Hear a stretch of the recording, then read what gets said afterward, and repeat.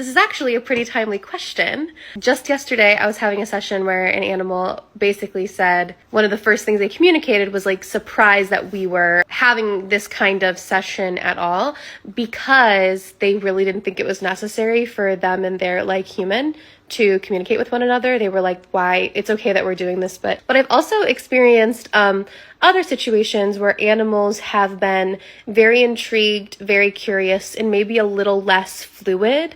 I've never had animals say that they're not open to communicating. They're always the first to greet me.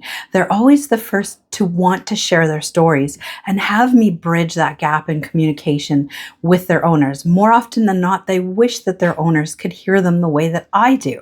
So I always make sure when I'm going to just a regular psychic mediumship reading, when the animal greets me at the door, that before I leave, I ask, would you like to know what your cat wants you to know, or your dog?